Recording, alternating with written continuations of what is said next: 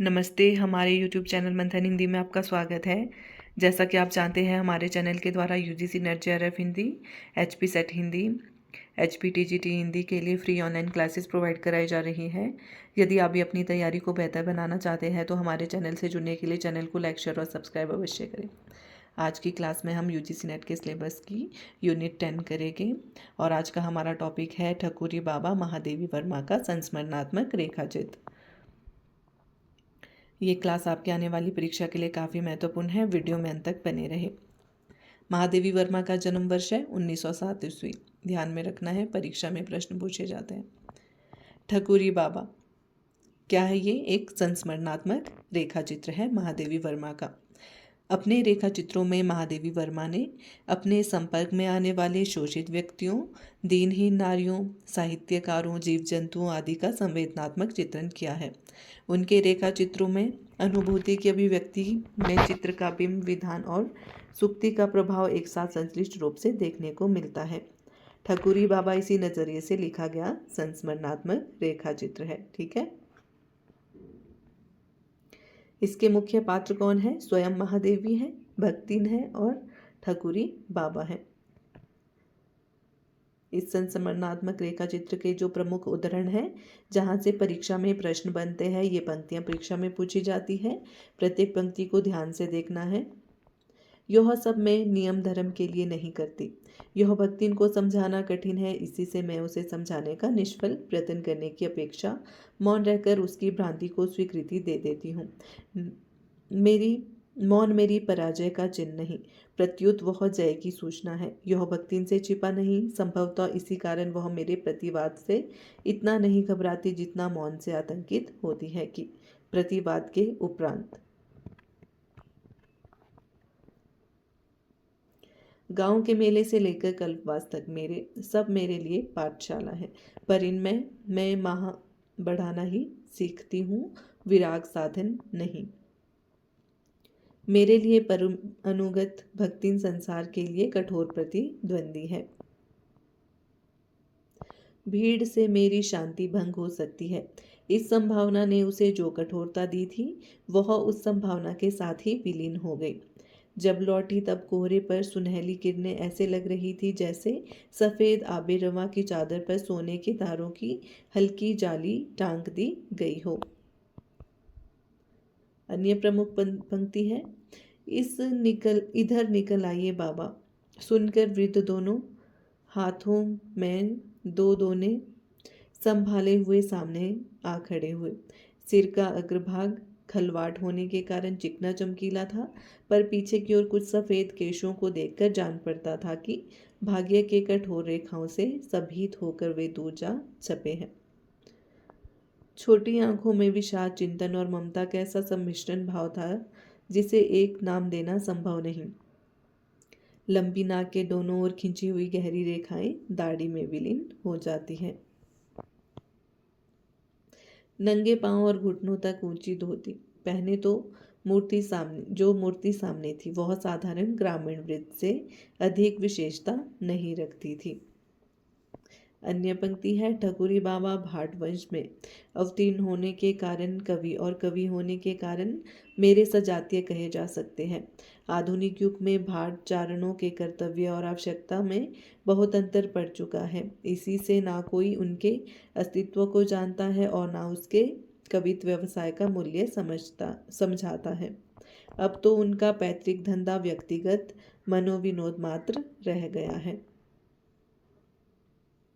अन्य पंक्ति है, वर्षों में पत्नी ने उन्हें एक कन्या का उपहार दिया, पर इसके उपरांत वह विश्राम और पथ्य के अभाव में प्रसूति ज्वर से पीड़ित हुई तथा उचित चिकित्सा के अभाव में 1.5 वर्ष की बालिका छोड़कर अपने कठोर जीवन से मुक्ति पा गई। ठकुरी उसी रात आला सुनाकर लौटे थे। माता की मृत्यु का उन्हें स्मरण नहीं था।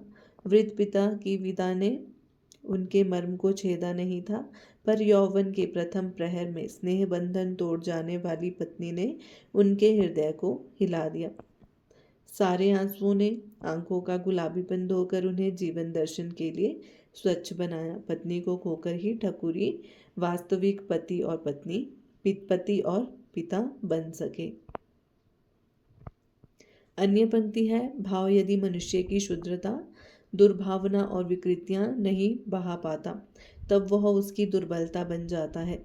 इसी से स्नेह, करुणा आदि के भाव हृदय बन सकते हैं और द्वेष कोष के दुर्भाव उसे और अधिक दुर्बल स्थिति में छोड़ जाते हैं। ग्रामीण समाज अपने रस समुद्र में व्यक्तिगत भेदवृद्धि और दुर्बलताएं सहज ही डुबा देता है। इसी से इस भाव स्नान के उपरांत वह अधिक स्वस्थ रूप प्राप्त कर सकता है।